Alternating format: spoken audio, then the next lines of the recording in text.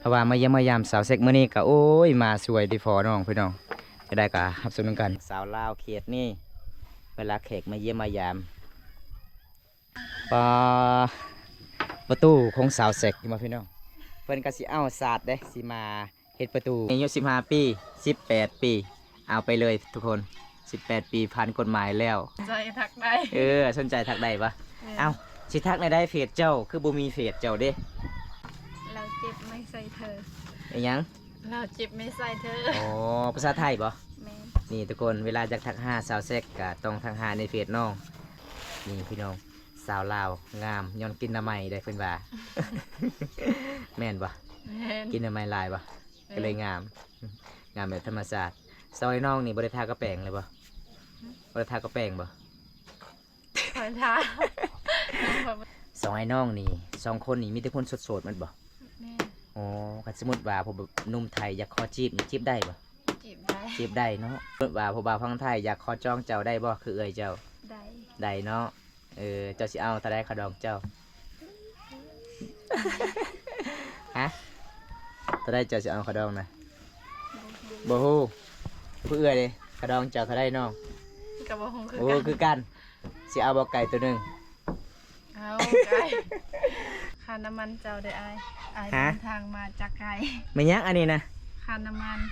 มันเอกอ๋อทุกคนเลยนี่ทุกคนสาวเซ็กสาวลาวสาวไอ้น้องเพิ่นว่าค่าเดินทางค่าน้ำมันบาวันตา150,000เพิ่น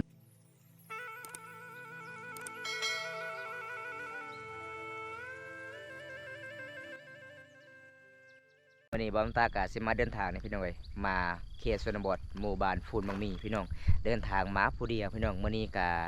มีผู้ใหญ่ใจดีให้บอมตามาสะพานบุญให้จากประเทศไทยพี่น้องการมื้อนี้กะสิได้พอหรือบ่พี่น้องสาวเซ็กคนสวยประจำหมู่บ้านนี้พี่น้องเอ้ยเพราะว่ามีผู้ใหญ่ใจดีจาก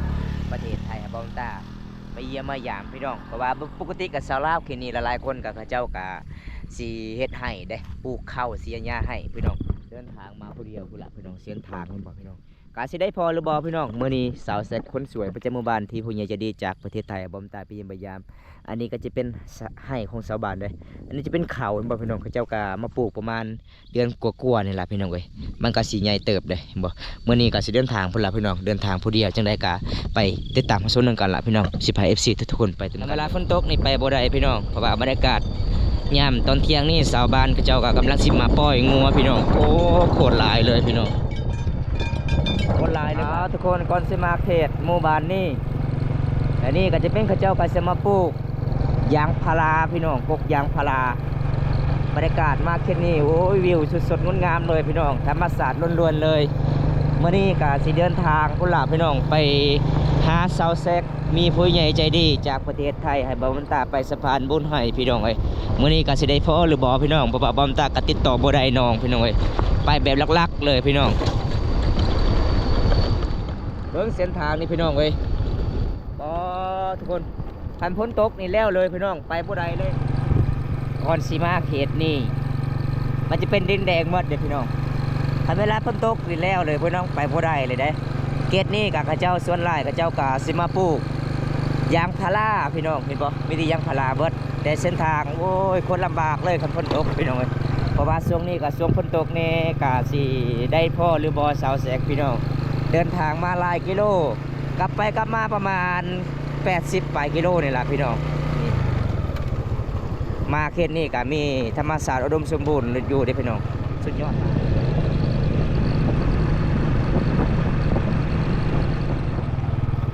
นี่ทุกคนก่อนสิเข้าหมู่บ้านสาวแซกเดฟอสาวบ้านเขาเจ้ากะสิมาเลี้ยงงัวพี่น้องเลยโคตรหลายเลยได้งัวหมู่บ้านนี้พี่น้องก็ทุกคนสบายดีเด้อสบายดีเด้อนี่ทุกคนสาวลาวเขตนี่เขาเจ้าเห็นเขาเจ้าทักทายเลยได้พี่น้อง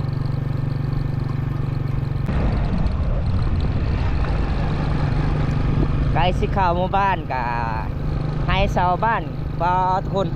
เขาโคตรงามเลยพี่น้องก่อนสิเข้าหมู่บ้านล่ะพี่น้องไอ้จุดนี้ก็จะเป็นให้ของชาวบ้านเขาเจ้าก็จะมาเฮ็ดเด้ก่อนสิฮอดหมู่บ้านนี่พ้นฝ่าอากาศมืดครึ้มเลยพี่น้อง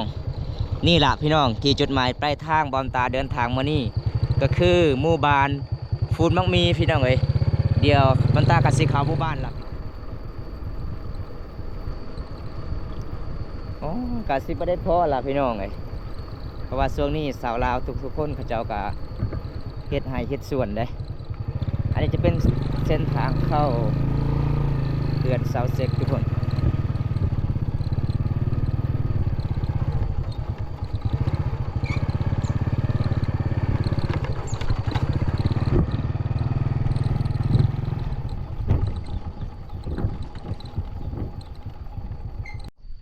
นี่ทุกคนเมื่อนี้บอมตากะมาเดินทางหอดบ้านเสาเสกเลยพี่น้องกะจะได้พอหรือบ่พี่น้องเลยเดี๋ยวทักทายเขาเจ้าก่อนไปเล่นเสกเปอร์เมื่อนี้กะหอดเพื่อนของสาวเสกพี่น้องกะบ่ได้พอสาวเสกจังได้บอมตากะรอทาพี่น้องเมื่อนี้จังได้กะเต็มที่พี่น้องเลยเพราะว่าพุ่นฟ้าอากาศมันกะสีมืดๆแหละพี่น้องเพื่อสิหอดหมู่บ้านนี่เห็นไปรอดหรือบ่พี่น้องมื่อนี้พี่น้องสิกลับบ้านมื่อนี้พี่น้องเลยบรรยากาศเขตหมู่บ้านนี่ก็โอ้ยพี่น้องอยู่กับธรรมศาสตร์เลยเด้นี่ทุกคนเมื่อนี้ก็มาฮอดเจอสาวเสกแล้วพี่น้องอันนี้จะเป็นบ้านสาวเสกเดี๋ยวทุกคนเห็นบ่เพราะว่ามาเยี่ยมมายามสาวเสกเมื่อนี้ก็โอ้ยมาสวยดีฟอน้องพี่น้องจะได้ก็รับสนุนกันนี่พี่น้องสิขึ้นเฮือนน้องก่อนพี่น้อง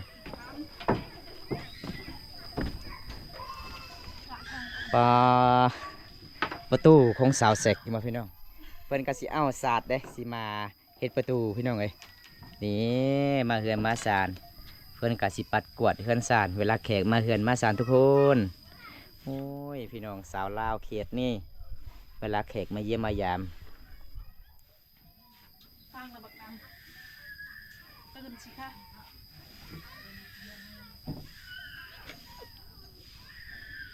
อยู่บนเกาะนึง ย้อนน่ะ คือไปตาใจได้เงินระเลยเงินโยนนี่เงินไป นี่ทุกคนเพื่อนกาปูศาสตร์เด้เดี๋ยวผมกาเข้าทักทายน้องก่อนเพราะว่ามาเยี่ยมมายามน้องวันนี้มือตอนนี้กะบ่าย2 โมงเลยครับนี่ครับ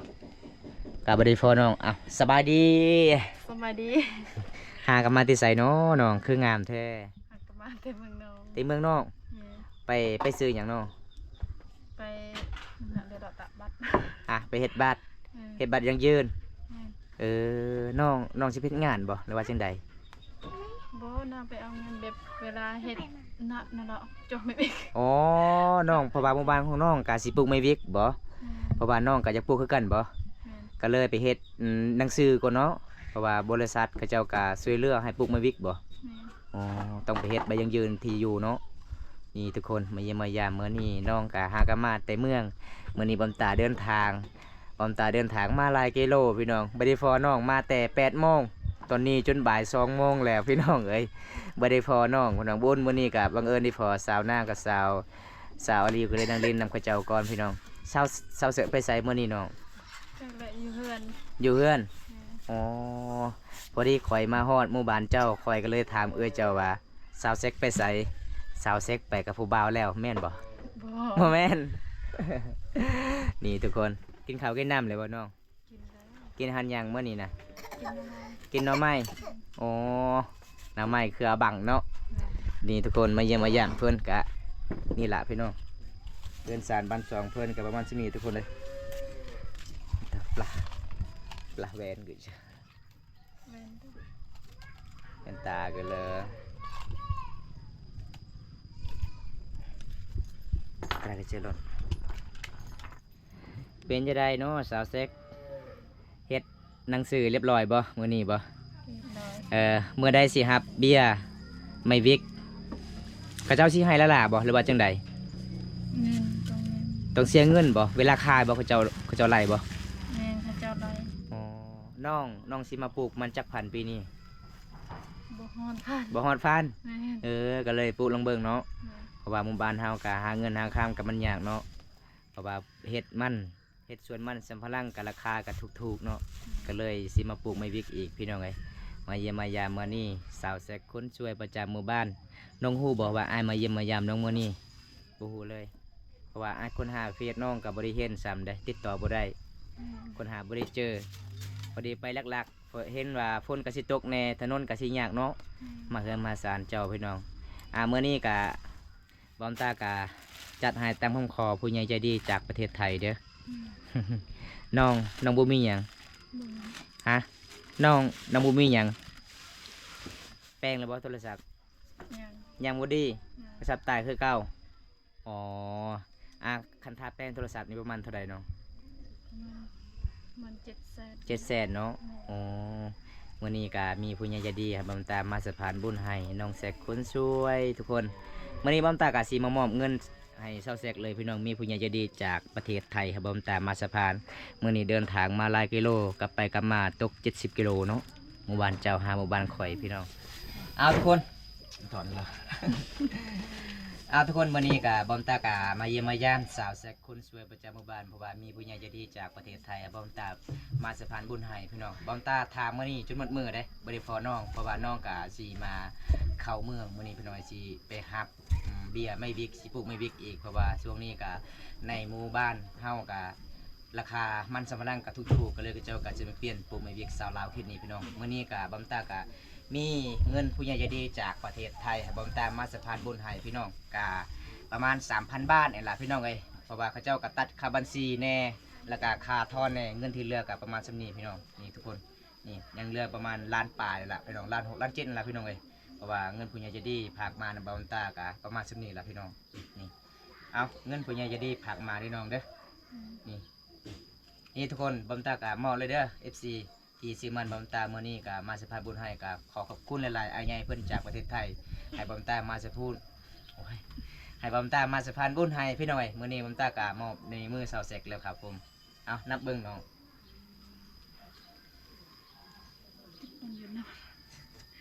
ปลาน้องน้องตื่นเต้นหลายเอ้าครบแล้วน้องเอาจังได้กะขอขอบใจผู้ใหญ่ใจดีนี่เด้อน้องเว้าภาษาบ้านเฮาเลยภาษามังกรเลยโอ้ยตายทุกคนเลยแบบคือให้สัตว์พระวิใหญ่เด้อวยพรบันสวดจีนี่ทุกคนเมื่อปลาอะไรเดียวอะไรเดียวเอาจัดไปบัดนี้ขอขอบใจผู้ใหญ่ใจดีจากประเทศไทยขอให้อยู่ดีมีแห้งขอให้ร่ำให้รวยเด้อที่ให้เงินน้องก่อนนี้ก็ขอให้หาเงินทางใดก็ขอให้ได้เงินหลายๆก็อยู่ดีมีแห้งตลอดไปเด้อไอเด้อสาธุนี่ทุกคนเพราะว่าน้องกะสีบอภาษาบางกองกะบ่ออกคือกันเด้น้องกะเคินหลายได้เงินก่อนซ้ำนี้เป็นยังไงดีใจบ่น้องดีใจจาก100%100%เนาะอ๋อบ่คิดบ่ฝันเลยว่าสิได้เงินบ่คิดเลยเนาะอ๋อทุกคนว่าบอมตากะมาเยี่ยมมายามน้องก็ดีใจหลายได้บอมตาก็ดีใจหลายพี่น้องที่ผู้ใหญ่ใจดีจากประเทศไทยเสือมั่นและมั่นใจบอมตาคนนี้มาสะพานบุญให้กะบอมตากะเดินทางมาหลายกิโลจังได้กะจัดให้ตามคำขอผู้ใหญ่ใจดีจากประเทศไทยพี่น้องเพราะว่าช่วงนี้กะช่วงฝนตกเนาะเซาแซกเนาะเส้นทางก็ยากแน่คันฝนตกนี่ไปบ่ได้เนาะหมู่บ้านเจ้าถนนมันจะเป็นดินแดงเนาะน้องได้เงินอันนี้น้องจะซื้อหยังเนาะแปลงโทรศัพท์คือเก่าแปลงโทรศัพท์บ่เพราะว่าเงินที่เหลือน้องจะซื้อหยังซื้อสบู่ใส่แล้วก็ซื้อเกลือซื้อปิ้งนัวเนาะเรือนสารบ้านซองเฮาก็ยังบ่มีเนาะน้องโอ้เพราะว่าบอมตามาเมื่อนี้ติ๊กข้าวก็ได้ที่2คือเก่าเนาะนี่อันนี้จะเป็นบอมเขาเจ้าเฮ็ดกินทุกคนน้องไปเต็มเมืองประมาณจักชั่วโมงน้องไปเมืองมื้อเช้านี่น้องเข้าเมืองไปประมาณแต่6 โมงฮอดเมืองประมาณจักโมง10 โมงโอ้หลายชั่วโมงอยู่เนาะเส้นทางก็โคตรยากเลยทุกคนมาเยี่ยมมายามเพิ่นก็เกือบบ่ได้พอได้แต่บอมตาถามน้องสาวเจ้าว่าเซาแซกไปใส่ก็น้องสาวเจ้าว่าเซาแซกเข้าเมืองแล้ว เอ้าน้องสาวเจ้าไปใส่ตัวนี้น่ะอยู่เฮือนบ่ได้เอิ้นน้องสาวอยู่นำบ่ป้าทุกคนอันนี้น้องสาวบ่เซาแซกแม่น้องสาวสบายดีโดยสบายดีป้าเอื้อยก็งามน้องก็งามเลยเนาะมื้อนี้มาเนาะ เอาสาวแซกเจ้าสิให้กันบ่น้องบ่เงินนี่วะ ให้อยู่ สิให้เท่าได้น้องนะ ให้200,000 โอ้ใช่ช่องแซน นี่อันชื่อในใดเจ้าน้อง ซื้อแลก ชื่อแรด โดย เจ้าเดชาวแซกอ้าวคือสื่อมันต่างกันเลย ตั้งแล้วเนาะ โอ้สาวแรดสาวแซกสาวแซกจักปีเจ้า 18 18สาวแรดเด้ 15 15 ปีโอ้15 ปี เป็นยังไงน้องดีใจบ่เงินเอื้อยให้ ดีใจ ดีใจจักเปอร์เซ็นต์นะ 100 หลายเปอร์เซ็นต์ น้องอยากซื้อหยังอันนี้นะ โดยอาจารย์ก็จังได้แต่ ฮะอยากซื้อหยัง ซื้อเกิบ ซื้อเกิบโอ้ซื้อเกิบทุกคน อันนี้จะเป็นน้องเลยน้องของสาวแซกพี่น้อง เพราะว่าน้องกะฮากามาแต่ลินแขกพี่น้องเลยฮากามาแต่ลินแต่หมู่บ้านนี่แหละเพราะว่ามาเยี่ยมมายามมื้อนี้กะบุญในลีพี่น้องได้พอสองไอ้น้องสาวลาวคนนี้ทุกๆคนก็น่าฮักหลายเลยครับ อันสาวแรดน้องฮู้บอกว่าเอื้อยเจ้ามื้อนี้มีผู้บ่าวฟังไทยขอจองน้องฮู้บ่บ่ฮู้เลย มีแต่จะบอกไอ้พลอยแม่จะเด้อไอ้พลอยแม่มื้อนี้เอื้อยก็สิเอาผู้บ่าวฟังไทยเลยเด้อจะสิบอกนั่นบ่ แม่น กินข้าวกินน้ำเลยบ่น้อง กินแล้ว กินอาหันหยัง กินตำมี ตามมี่โอ้น้องเข้าเรียนห้องใด บอดี้เฮีย บ่ได้เรียนอ้าวคือเว้าภาษาลาวใดแท้ นั่นหนึ่ง ได้ในหนึงโอ้ทุกคนอ้าวบ่สาวเซ็กเจ้าบ่มีโทรศัพท์เลยบ่ค่อยถามหาน้องเจ้าว่าเจ้าถือไปโทรศัพท์น้องเจ้าแม่นบ่ แม่น โอ้โทรศัพท์เก่าตายแล้วบ่ศัพท์เจ้า ตายแล้ว ตายแล้วพอดีแปลงเลยเนาะเงินก้อนนี้เนาะพอดีแปลงโทรศัพท์เลยทุกคนอีพลอยเมย์ไปใส่เมื่อมือนี้นะ ไปให้ ไปให้ไปเสียหญ้าให้หรือว่าไปซักเขาให้ ไปเสียยา ไปเสียหญ้าโอ้นี่ทุกคนน้องเพิ่นกับสิว่าได้แนมกล้องละ น้องเพิ่นกับเคลื่อนหลายครั้งแรกเขากล้องในชีวิตเลยทุกคนเอ้ยนี่น่าฮักหลายเลยครับ อันนี้เป็นใบยังนี่นะ ใบ50 ใบ50น้องนางเคยได้อยู่บ่เงิน บ่เคยบ่เคยเลย อันนี้เท่าไรเอื้อยให้เจ้าอันนี้นะ 200,000 200,000กีบโอ้ดีใจเลยเนาะเอื้อยเจ้ากับคนก็งามใจก็ดีเนาะได้เงินแล้วกับแบ่งน้องสาวอีกพี่น้องเอ้ยนี่ทุกคนสองไอ้น้องกาใหญ่สำคัญเลยได้ อันนี้อายุ15 ปี18 ปีเอาไปเลยทุกคน18 ปีผ่านกฎหมายแล้ว สนใจทักได้ สนใจทักได้ปะเอ้าสิทักในได้เฟซเจ้าคือบ่มีเฟซเจ้าเด้ บ่มีและโทรศัพท์มันสิเพ เพจเก่ากับโทรศัพท์เฟซแล้ว ซื้อเฟซเจ้าในได้น้องฮะไม่ได้ซื้อเฟซนะ ลืมแล้วว่าชื่อเลยวะ ชื่อ ในได้ซื้อเฟซเจ้า เราเจ็บไม่ใส่เธอ ไอ้หยัง เราเจ็บไม่ใส่เธอ อ๋อภาษาไทยปะ แม่น นี่ทุกคนเวลาจะทักหาสาวแซกกะต้องทักหาในเฟซน้องเพราะว่าสาวแซกกะยังบ่ทันได้แปลงโทรศัพท์เนาะซื้อเฟซเก่าเจ้าในใดน้องโอภาษาอังกฤษบ่ อ๋อ น้องโอภาษาอังกฤษก็สามารถทางหาได้ทุกคน นี่พี่น้อง สาวลาว งามย้อนกินน้ำไม้ได้เพิ่นว่า แม่นบ่ แม่น กินน้ำไม้ลายบ่ก็เลยงาม งามแบบธรรมชาติซอยน้องนี่บ่ได้ทากระแปรงเลยบ่บ่ได้ทากระแปรงบ่ คอยท้าขอบคุณค่ะ บ่ฮู้ว่ากระแปรงบ่ฮู้บ่ฮะฮู้แล้วฮู้เลยบ่เขาเว้าว่ากระแปรงได้กระแปรงนะ เด้อเอ้ย เออคันสิถามกระแปงน้องงงๆสิตอบพี่น้องกระแปงก็คือกระแปงเฮาทาหน้าเนี่ยล่ะพี่น้องน้องก็บ่ได้ทาได้ใส่แต่น้ำสติ๊กบ่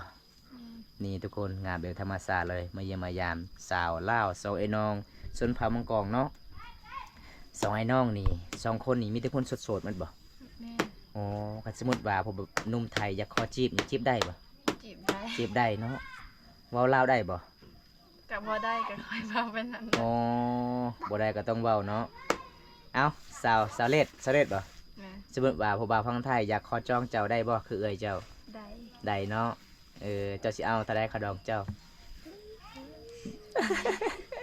ฮะเท่าใดเจ้าสิเอาขะดองนะบ่ฮู้ผู้เอ่ยเด้ขะดองเจ้าเท่าใดน้อง กับบ่ฮู้คือ โอ้ กัน คือกันสิเอาบ่ไก่ตัวหนึง เอาไก่ หยอกน้องๆเด้วยครับเพราะว่าบำตากับผู้จักคือกันหลักกระดองเขตนี้พี่น้องน้องก็ตอบบ่ได้เนาะเพราะว่าเฮายังไอพ่อไอแม่เนาะแล้วแต่ไอพ่อไอแม่สิเอาเท่าใดเนาะนี่ทุกคนหน้าห่างหลายเลยครับสาวลาวเขตนี้สาวเซ็กเวลาเจ้าได้เบียร์ไม่วิกแล้วกุกไม่วิกแล้วเจ้าสิผู้เดียวบ่หรือว่าส่วนน้องเฮ็ดนำ ส่วนน้อง ส่วนน้องเฮ็ดนำ แม่ อ๋อทางเลยบ่ให้ฮะทางเลยเลย ทางแล้ว อ๋อสิปลูกบอนปลูกข้าวเลยบ่ แม่ อ๋อบ่ได้ปลูกบ่มันปีนี้บ่ได้ปลูกเลย บ่มี บ่มีอ๋อสิปลูกลำเบิ่งไม่วิกอีกเนาะว่าเขาเจ้าซื้อโลนึงเท่าใดไม่วิกนี่นะ แสนป้า แสนป้ายอ๋อเพราะว่าเขาเจ้าไล่ค่าเบียร์ที่น้องไปเอามื้อนี้ประมาณเท่าใดเบียร์หนึงน้อง บ่ฮู้ บ่ฮู้บ่ยังบ่ฮู้บ่อ๋อเจ้าสิปลูกได้บ่ไม่วิกบ่ซาวแลนปลูกได้เนาะอย่างใดก็ต้องสู้เนาะใครบ่เฮ็ดก็บ่มีกินทุกคนเฮ้ยก็เลยน้องๆก็สิมาเฮ็ดปลูกไม่วิกพี่น้องบรรยากาศยามช่วงนี้ก็ช่วงหน้าฝนเนาะก็เลยชาวบ้านก็สิปลูกไม่วิกอีกทุกคนน่าฮักทั้งน้องเลยเอื่อยเลยมาเยี่ยมมายามมานี่ก็น้องก็กินข้าวกันหน้าไม้ทุกคนเลยงามหลายครับ โดยระบัญจาเด้อ โอ้เป็นยังไงน้องไปเฮ็ดใบยังยืนมื้อนี้บ่ได้กินข้าวกินน้ำเลยบ่เข้าเมืองบ่ บ่ บ่มีเงินเลยว่าจังใดน้อง บ่มีเงิน บ่มีเงินก็เลยอดข้าวเลยโอ้ทุกคนเลยน้องก็สู้ชีวิตดีเลยเพื่ออยากได้เงินหาคำพี่น้อง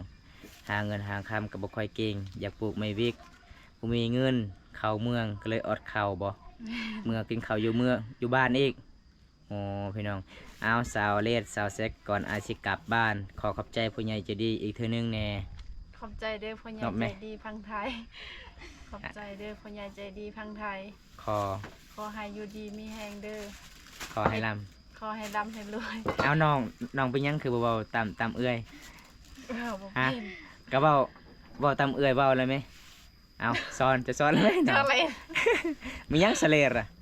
ลืมแล้ว เออ โอ้สะเลดคือลืมบ่ แม่น โอ้เอ้าเว้าอีกบัดนี้ ก่อนอาสิกลับบ้านขอขอบใจผู้ใหญ่ใจดีอีกแน่ ขอขอบใจพ่อใหญ่ใจดีพังไทยเด้อ เอา ขอบใจพ่อใหญ่ใจดี เอาแล้วเป็นหยังเอาเบาอีกเลย ขอให้อายุดีมีแฮงเฮ็ดให้ เฮ็ดสิ่งใดขอให้ได้สิ่งนั้น เฮ็ดสิ่งใดขอให้ได้สิ่งนั้นเด้อ อืม ได้นะปัง ตารางน้องเออ ถ้าอยากเป็นอย่าได้เมียมาหาเลยว่ะ เฮ้ยน้องได้แล้วเอ้ย เว้าแล้วไหมน้องจะเว้าเป็นบ่ โอ้เป็น โอ้ รั้ง ทุก แร คน ข่าวกอง แม่น้องก็ดีใจหลายเนาะน้องเนาะเพราะว่าอายก็มาเยี่ยมมายามน้องวันนี้ก็บ่มีของฝากของต้อนนี่น้องเด้อว่ามีแต่ผู้ใหญ่ใจดีให้บำตามาสะพานบุญให้ก็เกือบไป โอ้ย บ่รอดไอ้น้อง แม่ มื้อนี้เด้เพราะว่าเส้นทางหมู่บ้านเจ้าโอ้ยกันมาเขตนี้ฝนก็สิตกในเมื่อคืนนี้ฝนตกบ่ คนตก โอ้เฉพาะเส้นทางโคตรยากเลยพี่น้องกะคันมาเขตหมู่บ้านน้องนี่งัวกะลายเนาะก็เจ้าเลี้ยงเนาะ หลาย เพื่อสิหลีกทางก็ยากอีหลีพี่น้องเอ้ย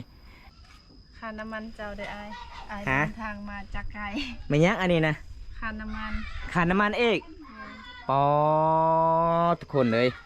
นี่ทุกคนสาวเซ็กสาวลาวสาวไอ้น้องเพิ่นว่าค่าเดินทางค่าน้ำมันบาวันตา150,000เพิ่นให้คืนเด้เพราะว่าบาวันตากับบ่ได้เอาล่ะพี่น้องเพราะว่าบาวันตาก็มาทำบุญแน่ผู้ใหญ่ใจะดีจากประเทศไทยเอ้าน้องให้น้องใส่เลยเด้อน้องเด้อเพราะว่าน้องกับบ่มีเงินอยากซื้อเกลือซื้อผึ้งนัวแล้วก็สิแปลงโทรศัพท์แน่แล้วก็สิให้น้องแน่พี่น้องเอ้ยบาวันตาก็ขอขอบใจหลายเด้อน้องเด้อ ที่เป็นห่วงอายเดินทางเมื่อนี้ เพราะว่าอายก็ใส่น้ำมันเต็มถังแล้ว เพราะว่าน้องได้กับซ้ำอายได้นี่แหละจึงได้กับอายขอกลับกันเด้อน้องเด้อขอให้อยู่ดีไม่แห้งตลอดไปเด้อสองไอ้น้องเด้อจึงได้ก็สู้ๆเด้อน้องเด้อปลูกไม้วิกก็ให้งามๆเนาะ ได้เงินเต็มล้านเลยพี่น้องเอาขอให้อยู่ดีไม่แห้งคลิปนี้ก็ขอจุไว้ที่นี่ก่อนทุกคนขอกล่าวคำว่าบันส่วนบ๊ายบายบ๊ายบายเด้อบ๊ายบายไปกันเด้อน้องเด้อ ทุกคนตอนนี้กับบอมตากับซิกกลับบ้านละพี่น้องเลยวันนี้กับมาสะพานบุญให้ผู้ใหญ่ใจดีจากประเทศไทยกับมามอบในมือน้องๆแล้วครับผมเพราะว่าบอมตากับเดินทางมาหลายกิโลวันนี้พี่น้องจะได้ก็ต้องสู้ได้เดินทางมาพอดีช่วงนี้ก็พ้นตกแน่พี่น้องแต่ยอมรับเลยพี่น้องมาเยี่ยมมายามซาวเซ็กเพื่อนกับมีน้ำจิตน้ำใจได้เพื่อนให้150,000 กีบให้ใส่ค่าน้ำมันรถเดินทางแต่บอมตาไม่ได้เอาพี่น้องเพราะว่าเป็นน่าสงสารน้องได้ เงินน้องกับบุญยังพี่น้องทุกคนกะขอบคุณหลายๆผู้ใหญ่ใจดีจากประเทศไทยที่เสียมันเลยมั่นใจบอมตาคนนี้มาสะพานบุญให้พี่น้องจะได้บอมตากะสิปิดไว้สำนี้ก่อนพี่น้องคลิปนี้คลิปหน้าพบกันใหม่ขอกล่าวคำว่าบันส่วนเด้อบ๊ายบายบ๊ายบายเนี่ยบ๊ายบายเอซีเด้อบ๊ายบายเด้อ